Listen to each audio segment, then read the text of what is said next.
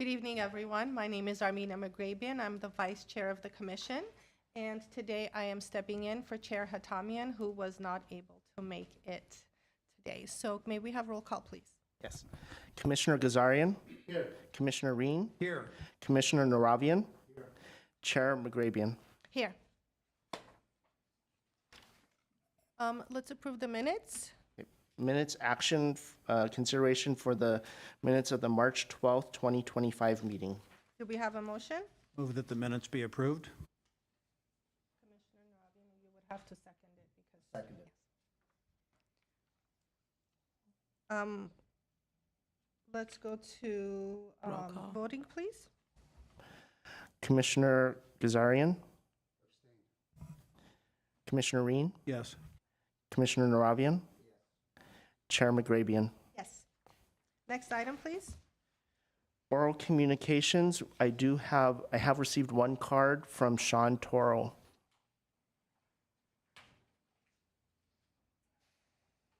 Welcome, sir. Good evening, Commissioners. How are you? My name is Sean Toro. I stand before you today with the honor and privilege of being the newly elected GCEA president. The GCEA represents the largest negotiating body in the city of Glendale. We have about 480 members, and we are representing employees from every department within the city. We are the dispatchers when you call 911. We are the mechanical maintenance that keeps our vehicles on the road. We are our custodial and facilities team that keep these beautiful buildings operating. Streets, sewer, integrated waste. We're everywhere. We are literally the foundation of what the city's built on. I just wanted to introduce myself. I look forward to working with you over the next years of my term. And the GCA would actually like to present with you. All of our new members get an official GCA pin. We'd like to make you honorary members of the GCA for your years of support and with the continued years of support that we have coming. So I'm going to drop these off over here, but again, we're really excited to be here, and I can't wait to work with you in the future. Thank you, sir. Thank you. Congratulations. Thank you.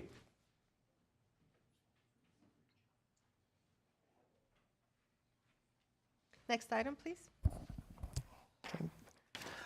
Recruitment and examination report. Madam Chair and members of the Commission, this is the regular recruitment and examination status report, which represents the current recruitments in process and that our team is working on. You'll notice that the team has 54 open recruitments, and the report identifies the division of work for the team and it pinpoints the various stages of the examination and selection process. If the commission has any questions, I'd be happy to answer them.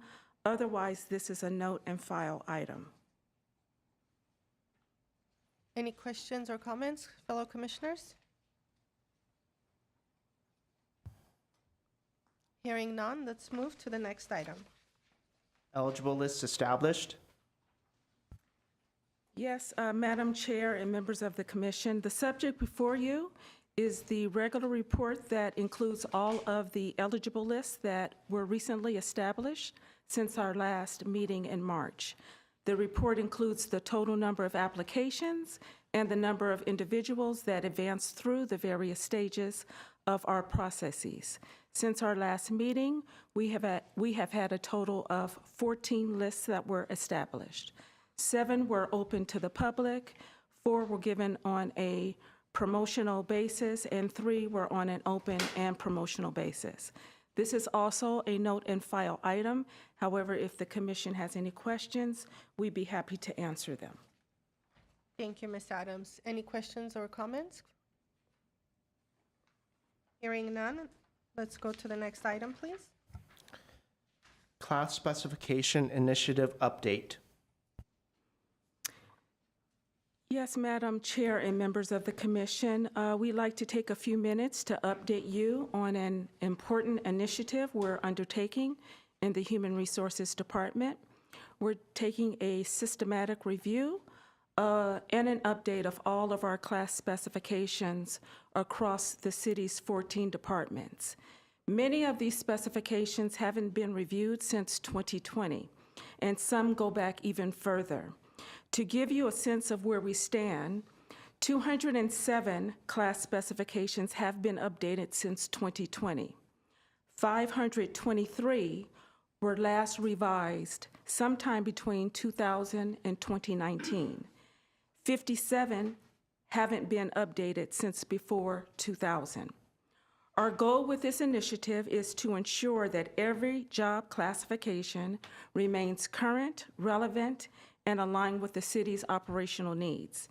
This process will modernize our job descriptions to reflect industry standards, regulatory requirements, and workforce expectations. It will also allow us to permanently remove any obsolete or unused classifications. As you know, under civil service rules, each classification within the classified service must have an approved specification.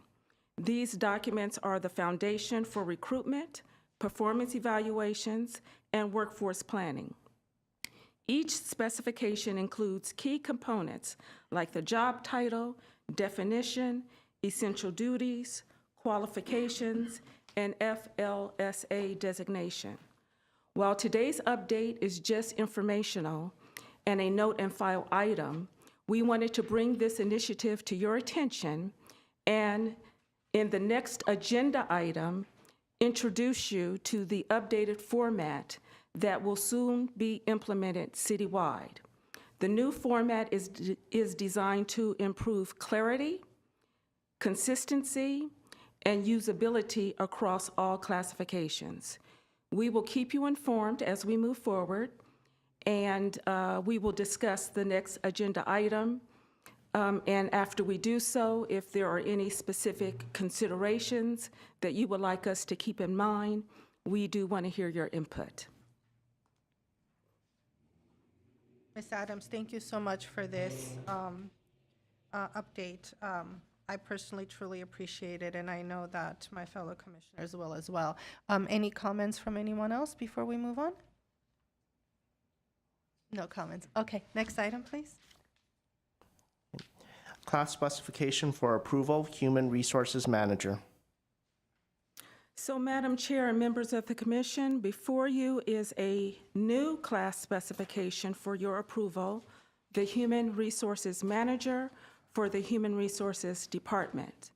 This classification, formally established by the City Council at their January 14th, 2025 meeting. It replaces the former Human Resources Administrator role. The key distinction is that the HR manager will not be responsible for overseeing an entire division within the department, but instead will manage and coordinate programs and services that support departments citywide. Under general direction, this position will be responsible for areas like recruitment and selection, employee and labor relations, and the administration of the city's classification and compensation plan.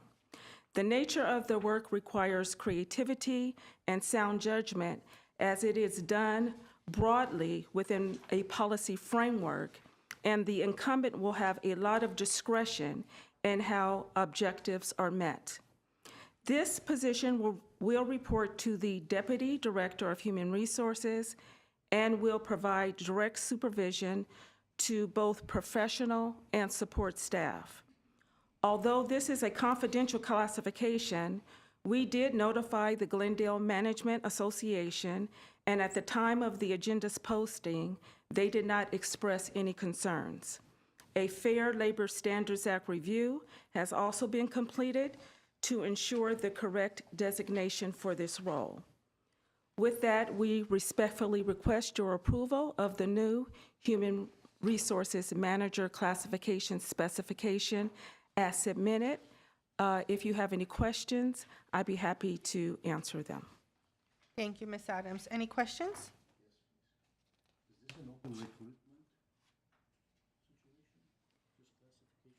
No, this would be promotional. Yes. No questions. Any other questions or comments? I do have a question. I wanted to first thank whoever prepared this agenda for the Human Resources Department chart. It answered a couple of questions I had, and visually it was very helpful. So looking at page 19 for the HR manager position, it doesn't have any direct reports under that position. But when I was reading the job description on the page 13, it says that in capital letters on the first page of the job description, under reporting relationships, under manager, capital letters, it says this position manages professional and administrative support staff. So I was a little confused as to, it made sense when I was reading the job description, but when I saw the org chart, that's when I was a little confused. Right. So, Commissioner, on the org chart, page 19, where it says HR manager, we did not attach any subordinate staff, which would be the next level down, because we wanted to wait until the item was approved. You'll see to the right where it says senior HR analyst. Yes. Our intention is to classify that job as no longer needed and obsolete and replace it with the HR manager. So the personnel, the intern, the HR analyst, the technician, the administrative assistant will, upon approval, be reporting to the HR manager. Is there any reason why you're opening this up for recruitment versus just changing the job title of the person who currently holds the position, the senior HR analyst position? Right, we can't, there's not a mechanism to just change the class title of a person who has taken an examination for a particular job. I see. So we must open up a recruitment per our rules. Okay, thank you for that explanation. Any other questions or comments? Just one comment, which is that, speaking for myself, I love this new format with columns and bullet points. To me, it was much easier to read than other ones, and so if that's a portent of the future, then I'm all for it. Thank you for that feedback. That is a glimpse into our future. It does look wonderful, and the way I look at it is, however the Human Resources Department wants to do it, I respect it as long as it's consistent. And so if this is the format that you're all choosing to do, it looks great, it reads well, it's organized, and it's clear. And I also commend you for all the hard work that your department's been doing. Thank you. Thank you. In tonight's packet, you see the old version and the new version. We wanted to introduce you to the new version, but going forward, that's what we expect to present going forward. Okay, thank you so much. Anything else? Okay, do we have a motion to approve? Move to approve. Okay, Mr. Kwan, let's, Commissioner Gazarian, Yes. Commissioner Reen, Yes. Commissioner Naravian, Chair Magrabian. yes. Thank you. Next item. Class specification for approval, Assistant Director of Public Works, City Engineer. Yes, Madam Chair and members of the commission, before you for approval is the proposed class specification for the newly created position of Assistant Director of Public Works, City Engineer. This role has been thoughtfully developed to provide strong leadership and oversight within the Public Works Department, particularly over the engineering division. The individual in this position will manage all aspects of the engineering operations, including survey, construction, inspection, design, right-of-way acquisition, traffic engineering and operations, parking operations, and the GIS system. Beyond these core functions, the Assistant Director will also oversee a wide range of vital infrastructure projects spanning sanitary sewer systems, flood control systems, streets, sidewalks, bridges, buildings, landfill engineering, and subdivisions. This position also carries the official designation of City Engineer and may be assigned to supervise multiple divisions within Public Works as needed. Additionally, the Assistant Director may serve as the principal staff member for advisory councils, commissions, and committees, and will support the department on key administrative matters.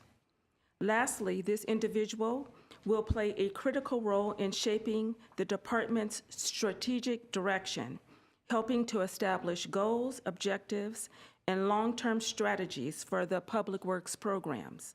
And they may also assume the responsibility of Director of Public Works during their absence. Staff did notify the Glendale Management Association, and at the time of this agenda's posting, they did not express any concerns. Also, a Fair Labor Standards Act review has been completed to ensure the right designation.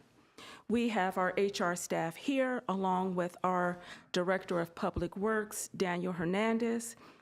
They welcome any questions if you have them, and we also respectfully request your approval of the proposed class specification.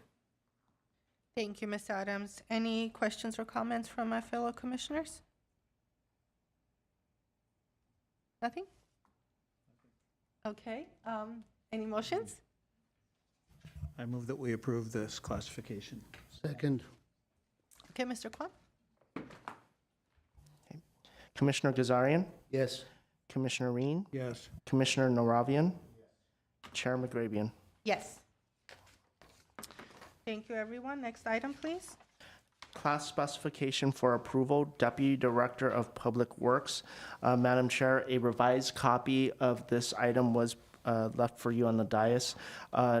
To summarize the revisions, were to clarify that the field services assignment in this classification encompasses integrated waste, maintenance services, and fleet services. In addition, Human Resources has removed environmental services division assignment as that division is no longer exists. Any questions or comments? So, Madam Chair and members of the commission, we'll Sorry, go ahead. I missed Ms. Adams. Ms. Adams, please. Thank you. We're bringing forward for your review and approval this class specification for Deputy Director of Public Works. This classification was last updated in April 2016, and we are recommending an update to reflect the evolving needs of the department. The classification includes 3 assignments: environmental services, field services, and facilities management, and we're proposing a 4th, transit services. And as Mr. Kwan mentioned, eliminating environmental services as that division no longer exists. This addition would allow the deputy director to oversee and manage all aspects of the city's public transit operations, including policy development, program planning, fiscal oversight, administration, and daily operations. This role will also be responsible for coordinating with county transit operators, outside agencies, and neighboring jurisdictions to ensure alignment with regional services, operations, fare structures, and transit policies. We believe that this revision will provide the department with greater flexibility in managing our operational and administrative needs while also strengthening our ability to attract and retain highly qualified professionals. The Glendale Management Association has been notified of the proposed changes, and as of the posting of this agenda, no concerns have been raised. So at this time, we do respectfully request your approval of the revised class specification for Deputy Director of Public Works as submitted. Again, we have our HR staff here, along with Daniel Hernandez, the Public Works Director, who are happy to answer any questions if you have them. Thank you, Ms. Adams. Any questions? Hearing none, motion to approve? Move to approve. Second? Mr. Kwan? Commissioner Gazarian, Yes. Commissioner Reen, Yes. Commissioner Narabian, Chair Magrabian. Yes. Thank you. Next item, please. Class specification for approval, Assistant Director of Library, Arts, and Culture. Ms. Adams? Yes, Madam Chair and members of the commission, we're bringing for your review and approval the revised class specification for the Assistant Director of Library, Arts, and Culture. The existing classification was last updated in October 2016 and currently reflects responsibilities related only to the library assignment. The department is proposing to revise and expand the class specification to distinguish between the library and the arts and culture assignments. Specifically, updates include the essential functions and requirements of the arts and culture assignment, which has become increasingly significant component of the department's scope of services. Under this assignment, the assistant director will take on the planning and organization and management of Arts and Culture Division. They will also support the Arts and Culture Commission by assisting with programming and collaborating with staff to evaluate and implement initiatives that align with community leads, current industry trends, best practices, and the department's strategic plan. We believe this revision will improve the department's flexibility in managing administrative and operational functions for both the library and arts and culture divisions. It also strengthens our ability to attract and retain highly qualified professionals for this key leadership role. Again, the Glendale Management Association has been informed of these proposed changes, and they have not expressed any concerns. So we do respectfully request your approval of the revised class specification for Assistant Director of Library, Arts, and Culture. We have HR staff here, along with Lessa Palayo Lozada, our Director of Library, Arts, and Culture, who are happy to answer any questions if you have them. Thank you, Ms. Adams. Any questions or comments? I had a question. Looking at this, is it my assumption correct that there are 2 different individuals that will hold a position in this particular classification? I believe that's true. Good evening. Ando Vardanyan, Human Resources Analyst. Yes, Commissioner Wren, there will be 2 individuals occupying, potentially, eventually occupying this position of Assistant Director of Library, Arts and Culture. One will be assigned to the library section, the other one to the Arts and Culture. Great, thank you. Thank you for asking that question. I had that in my mind too. Any other questions or comments? Hearing none, do we have a motion to approve? Move to approve. Mr. Kwan? Yes. Commissioner Reen, Yes. Commissioner Naravian, Chair McGrabian. Yes. Thank you. Next item, please. Class specification for approval, Real-Time Intelligence Center Series. Ms. Adams? Yes, Madam Chair and members of the commission, we are requesting your approval of the newly established class specification for the Real-Time Intelligence Center series within the police department. On January 21st, 2025, the City Council approved the creation of this series. The police department is now moving forward with formalizing the class specifications for each position within the series, which outline the essential functions and minimum qualifications required. The Real-Time Intelligence Center brings together advanced technologies to support our public safety efforts. This includes live stream video feeds from public cameras across Glendale, integrated into a single, easy-to-use platform. The system uses powerful analytic tools to process large volumes of data and produces real-time, actionable intelligence. This information helps investigators, patrol officers, supervisors, and managers respond quickly and effectively to incidents, enhancing both safety and service to the community.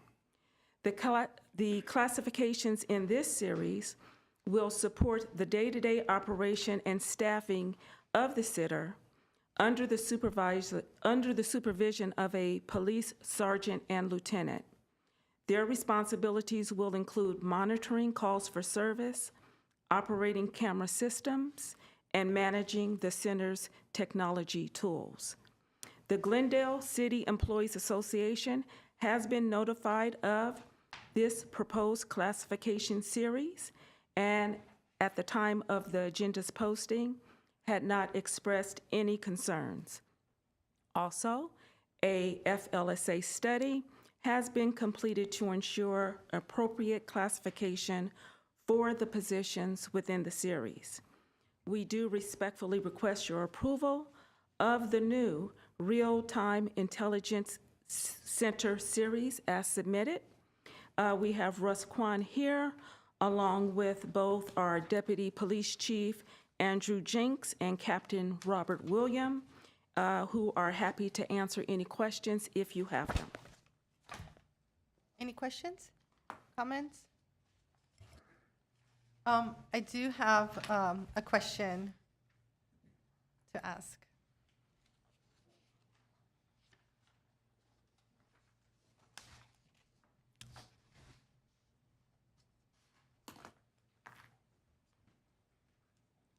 Good evening, Madam Chair, members of Commission. My name is Captain Robert William, and I'm happy to answer your question.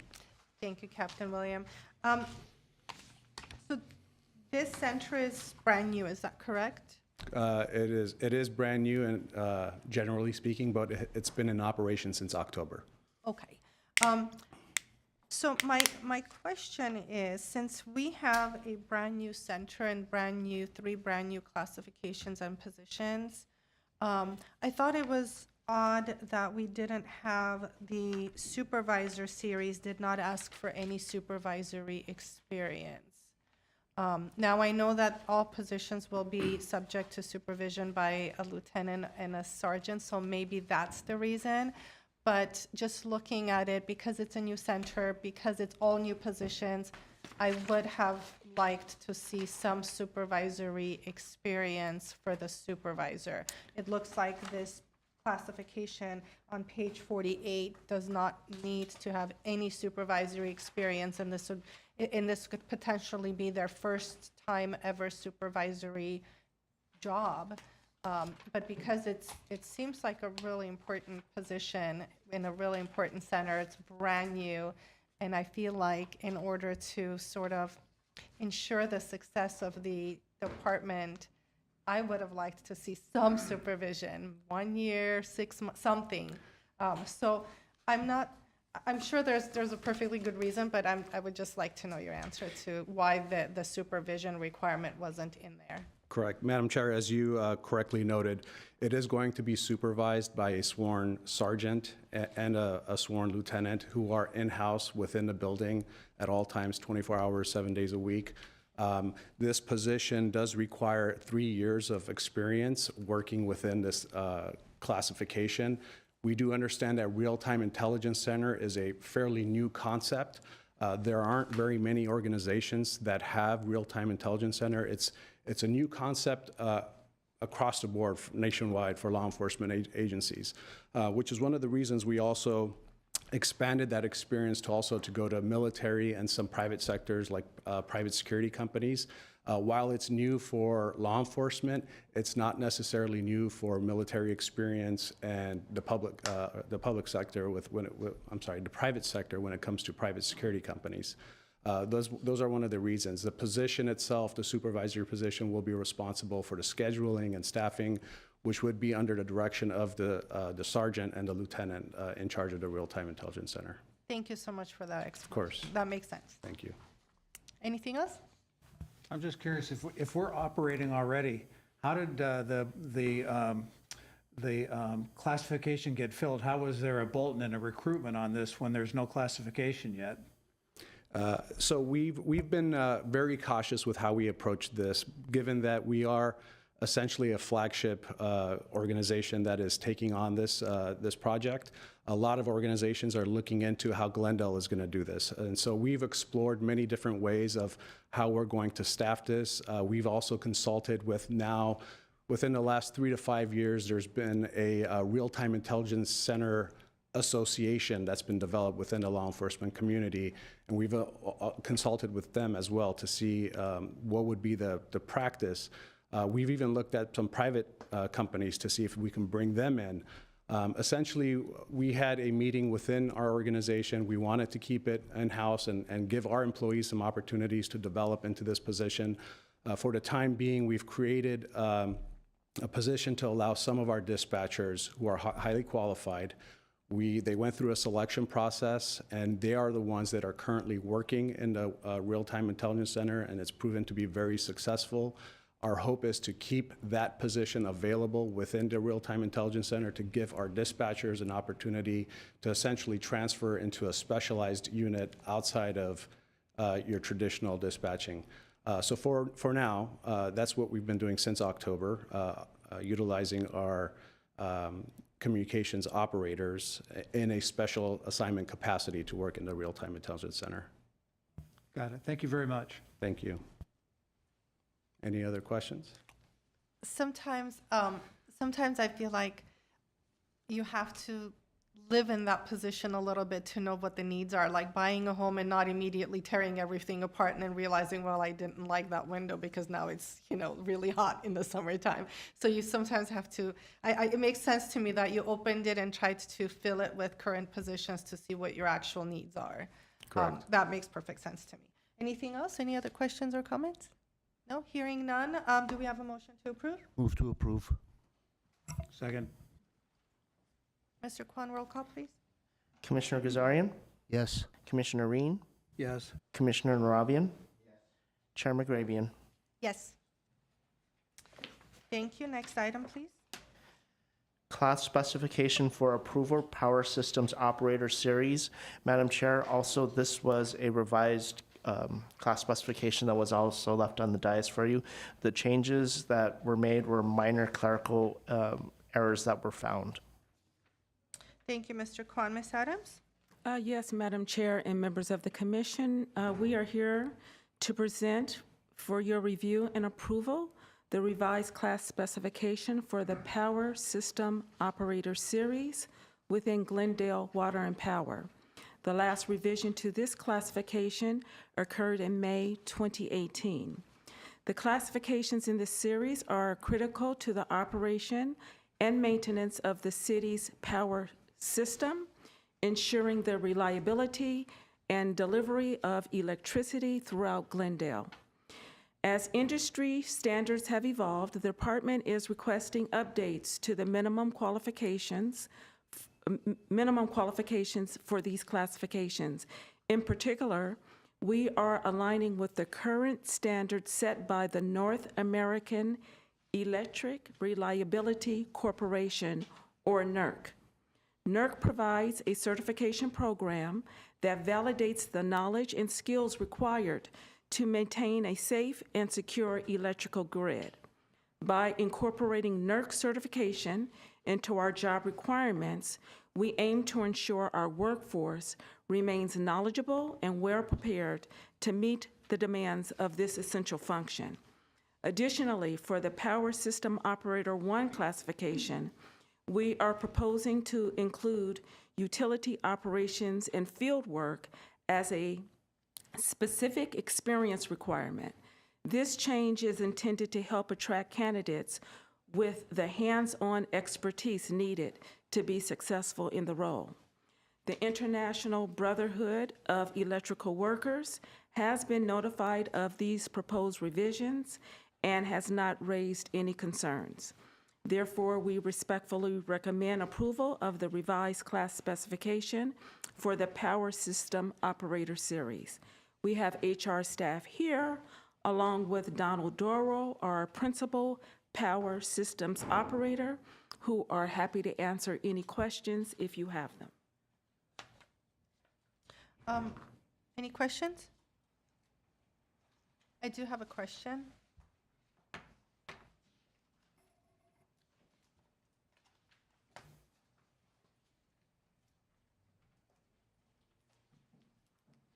Good evening, Mrs. Chair and members of the commission. I'm Deanne Snurl, Human Resources Analyst.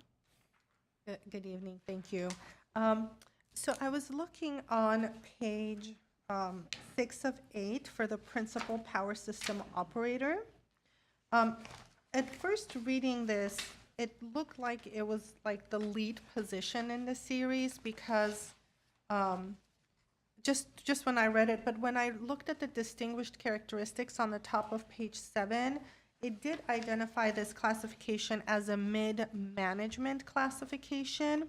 And so that's when I had a question, because when you get to education and training, this mid-management classification only requires a high school diploma with a desirability for an associate's degree. So I wanted to know what the reasoning was not to even require an associate's degree for this mid-management position. Is that you referring to the Power System Operator 1? It's the last position, the Principal Power System Operator. It's on page 7. So 4 years, 2 years of experience. So it's requiring an Associate of Science degree, but it's highly desirable. Where is, it's not required, it's only No, desirable. yeah, it's It's highly requiring a desirable. high school degree or equivalent. But the associate degree is highly desirable. So my question is, if this is a mid-management classification, why are we not requiring even an associate's degree, which is 2 years of college? Maybe Mr. Vartanian, looks like he wants the answer. I can call Donald up to see, can I Sure, call up of the course. hiring manager?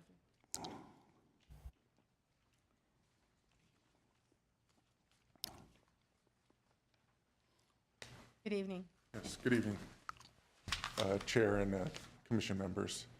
It never has, to my knowledge, required that, and it was not something that we were considering revising, so I think it just didn't get revised in the spec. So I Commissioner don't have a Kazari? really Let better me answer ask than you that. something, sir, if I may. Yes, What the chair is alluding to is the education training and the fact that it's desirable. And I'm noticing that right above that entry, You folks have noted 4 years of experience. That would be page 7 of 8, under additional minimum requirements. You've noted experience, 4 years of experience equivalent to Glendale's Power System Operator 2, including 2 years of experience in a responsible supervisory capacity. That, to me, means that you put a greater value or an extreme amount of value on one's experience as opposed to a high school diploma or an associate degree or a bachelor's degree. This is not my area of expertise. Do you think that an experience, working experience, is sufficient or perhaps even greater than one having an associate degree from a community college with 60 units that would be able to do the job as good or better? You could answer that question. I can't. I'm only thinking that you're placing a greater value on 4 years of experience or an equivalent of a Glendale Power System Operator 2, including 2 years of experience in a responsible supervisory capacity. So you're looking for that supervisory experience of a minimum 2 years and 4 years of experience equivalent to Glendale Power System Operator 2. And I can only surmise that that to you, sir, is more important and that you don't find any value in an associate degree. That may be the case, and I'm fine with that if that is the case, but I think the body here probably deserves an answer if that is your way of thinking. Is it? I wouldn't say that it's more valuable necessarily, but I think that having 4 years of experience and 2 years in a supervisory capacity is equivalent in this particular instance. If we were to have, say, 2 candidates come along with similar experiences, one with a degree, one without, maybe that sways the balance one way or the other. But and I get what you're saying, because an 18-year-old can go to community college and at the age of 20 get an associate degree. Now, I don't know if that 20-year-old will have the sufficient qualifications to fill that position versus someone with 4 years of experience who at a minimum would be 22 if they started that field at the age of 18. So I'm just sharing with you my thinking, and I appreciate that it's highly desirable. I'm only trying to help you and to answer the question of the chair. That's what I'm doing, in case you're concerned about where I'm going with this. I think I understood that, sir, and Okay. I do appreciate you bringing that up. Okay. I would say that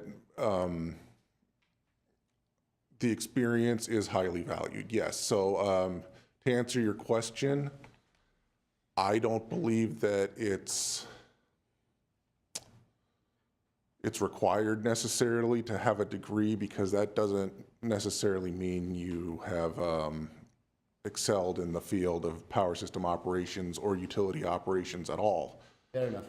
Which is really more what we're getting at. I wouldn't say that I find no value in education, but I think they're a little bit apples to oranges as far as experience versus formal education. Somebody with the 4 years of experience who also happens to have an associate degree, which you have classified it as highly desirable, would probably be in a better position to be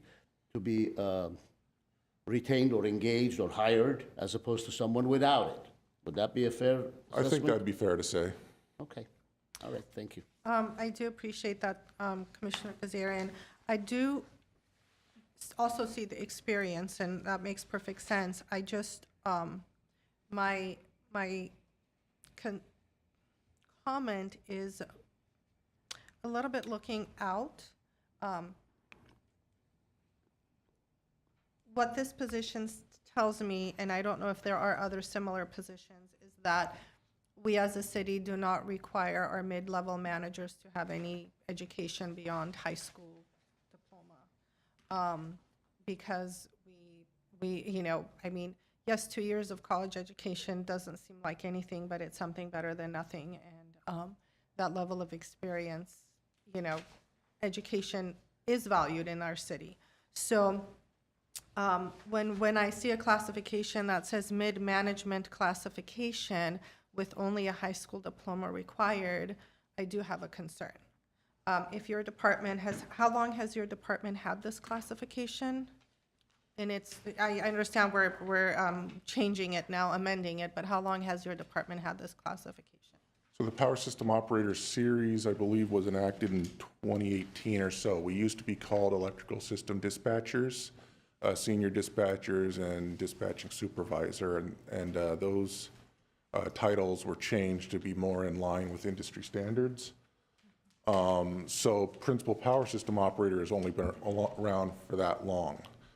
Now, as far as a dispatching supervisor, I couldn't tell you how long that position has existed in its totality, but Howard Substation and our dispatchers have been with the city pretty much since the electric system was installed here. So without guessing at when all these things started, I really couldn't tell you exactly how long the supervisory position has existed without looking into it. I don't want to tell you things that aren't factual. I will say with regards to requiring a diploma for mid-management positions, there are many of my peers that don't. We have served apprenticeships. I went through a 5-year apprenticeship to become an operator, and that's kind of where my education was. And prior to that, I went to Glendale Community College for a vocational program. So, like I said, I do value education, but I think that it's not necessarily typical from my experience to require it. You said something that's really important. Some jobs, apprenticeship is actually more highly valuable than sitting in a class and getting a general education. But I don't see any requirements or desirability for apprenticeship for these classifications either. So that's why I have that concern that we do have a classification that says mid-level management, but it does not require any sort of apprenticeship or training. And I understand the experiences there. I just wanted, and I'm not saying there's anything wrong with this. The concern is that we have a mid-management classification with the, low level of education required. Madam Chair, may I inquire? Yes, of course. Is it in your experience, how long have you been with the city? I started in 2004. 2004? Yes. Okay.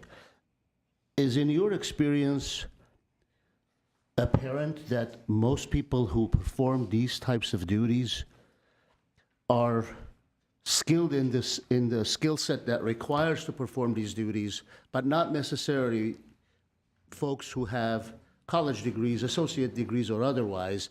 What I'm getting at, if we were to make this mandatory or suggest that it should be mandatory, would that significantly reduce the pool of potential candidates for you to be able to have that position filled? That's a great question. So to answer that question, no, my understanding is most places don't have a lot of applicants with diplomas necessarily. Going into system operations, what you tend to see is a lot of people that come from other parts of the utility, for example, linemen, Right. Field crews, engineers, that sort of thing. And engineers would have, the education, but generally you see more field workers that come in, or you also get a lot of ex-military that come out of the Navy. They're the ones that kind of operate the reactors and stuff. So what you tend to see a lot of is a lot of ex-military getting into it. Not necessarily here, but you do see it. It is pretty common in our industry. Here, we have a lot of people that came from field crews, and that's what we tend to So have. to require a college degree at any level, it would be greatly reducing the applicant pool, is what I'm understanding from your I think response. that's a correct statement, yes. Okay, thank you. Thank you for that. No further questions. Yes, of course. It appears to me that you don't really place much value on the education part. So wouldn't it be better just to remove the part about being desirable of high school, of the 2-year degree? Wouldn't it expand your qualified field? It certainly might. I mean, I'm just saying some people might not even apply for the position, thinking that you kind of desire an associate's degree. In my experience, I have not found that to make people shy away from applying. In theory could. I'm not saying that no one's going to read it and read it in the way that you have interpreted it. And, At least in you my haven't said experience- highly desirable. Forgive the interruption. Because no I've seen problem. specifications where it's written highly desirable. Well, that would certainly discourage someone perhaps from applying. You are saying desirable, and my fellow commissioner does have a point, but if you persist that perhaps you want to leave it as desirable, but it's really not a requirement, it's desirable, I could understand that as well, because one who may have it may think that they have a better shot at it because that AA is a desirable aspect of it, and they too will apply. I don't know. One can interpret it both ways. Obviously, it would be easier if it wasn't there, because those who may interpret it as my fellow commissioner suggested, and there may be some who will interpret it that way, thinking, oh, AA is desirable, I don't have it, I better not apply. But I'm comfortable because I've seen it, when you put highly desirable, that kind of makes it like, if I don't have it, that's a highly desirable requirement, I'm probably not going to get it. All right, thank you. Any other questions, comments? No. To me, I think the balance is just about right. We encourage education, but based on the experience of this particular position in a department, it's not necessarily required. We had an IT classification a meeting or two ago where people are protecting us from cybersecurity threats, and we didn't require a college education because of the particular class of applicants and the circumstances of the recruitment. So I'm satisfied with it the way it's written, and I would move, if it's time now, that we approve it. That sounds like a good segue. And I would second that motion. Mr. Kwan? Thank you. Thank you, sir. Thank you. Commissioner Gazarian, Yes. Commissioner Reen, Yes. Commissioner Naravian, Chair McGrabian. Yes. Next item, please. Report on high school diploma or equivalent. So, Madam Chair and members of the commission, over the past several months, the use of appropriate language in our job bulletins regarding high school diploma equivalency has been brought up during commission meetings. These discussions have prompted a closer look at how we refer to educational qualifications, especially for candidates who have followed alternative pathways to earn a high school equivalency. At the request of Chair Hatamian, we've prepared this summary to provide more clarity around what constitutes a high school equivalency credential and to ensure our materials accurately reflect widely accepted alternatives. To begin, a high school equivalency credential offers individuals who did not complete a traditional high school program the opportunity to demonstrate comparable academic proficiency. After passing a state-authorized exam, these individuals receive a certificate that is recognized by their state as the equivalent of a high school diploma. There are two main nationally recognized high school equivalency tests: the GED, or General Educational Development Test, which evaluates knowledge in 4 core areas: math, language arts, science, and social studies; and the HiSET, or High School Equivalency Test, which covers similar subjects but may differ slightly in format. It is currently offered in 24 states, while the GED is accepted in 48. In addition to those, there are several other recognized forms of equivalency. The TASC test assessing secondary completion was previously an option, but it has been phased out in most states. The TABE test of adult basic education is typically used for adult education program placement, but in some instances may be used as a proxy for equivalency. 12 units of college-level coursework, particularly in states like California, may also be accepted as evidence of high school-level achievement. Certifications issued by state departments of education or local school boards, including those from continuing education programs, are also considered valid equivalents. The CHSPE, or California High School Proficiency Exam, was offered from 1974 through 2023, but has since been discontinued. The CPP, or California Proficiency Program, has now taken the place of the CHSPE and utilizes State Board of Education approved HiSET subsets to measure proficiency. In a recent commission meeting, the commissioners agreed to language that stated graduation from high school or attainment of a State Board of Education issued certificate of proficiency or attainment of a GED certificate, CHSPE certificate, HiSET certificate, or CPP certificate. While this language is technically accurate, the Human Resources Department is recommending a more simplified version to avoid confusion for applicants. We propose the following: high school diploma or equivalent. This simplified wording is widely used in both public and private sector job announcement and is easily understood by applicants. It also allows flexibility in accepting various forms of equivalency without needing to name each one individually. It's important to note that our human resources analysts have not encountered any issues in applying the generalized language. If there's ever a need to verify a specific certificate, our analysts can consult the California Department of Education to confirm its validity.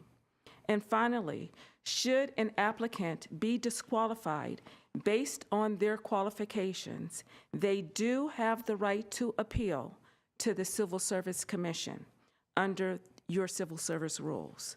So with that, we welcome any thoughts or recommendations the commission may have on this proposal, but we propose the following: high school diploma or equivalent. We are here to answer any questions that you may have on this subject. Thank you, Ms. Adams. This was very helpful to read. I appreciate the report. I personally really like high school diploma or equivalent. I think that it's clear for everyone who has a high school diploma, and whoever has the equivalent knows which test they took. I would love to hear thoughts from my fellow commissioners. I agree with Madam Chair, but I will defer to the expert in this area who brought up this issue in the first place, Commissioner Reen. I agree with Madam Chairperson. Okay, wonderful. Any motions? Move to approve. I remember reciting all of this. Yes, at a I did meeting, too. all those things, Is so. this an approval item or just an information item at this point in time? This is a information item, and you will see this language on class specifications and job bulletins going forward. Beautiful. All right, I withdraw my motion. Thank you. Okay, next item, please. Reports and information, employee job performance evaluations, past due aging report. Yes, Madam Chair and members of the commission, before you is an informational report on performance evaluation and the return status for the City of Glendale's employees. As you can see, the response rate is very good, and there are no evaluations on the second notice list. If the commission has any questions, I'd be happy to answer them. Otherwise, this is a note and file item. Thank you, Ms. Adams. Any comments, questions? No. Hearing none. Next item, please. Civil Service Commission staff comments. Very briefly, I was not here last meeting. I want to welcome Commissioner Naravian, who I see here. And I look forward to the fifth one to replace me one of these days. But until then, I'm happy to share the dais with you folks. Thank you. That's funny. a lifetime appointment. You didn't hear that? You're here in a perpetuity. Next item, please, Mr. Kwan. Adjournment? Any motions? Move to adjourn. Okay, thank you, everyone. Thank you for a wonderful meeting. Good job. Thank you.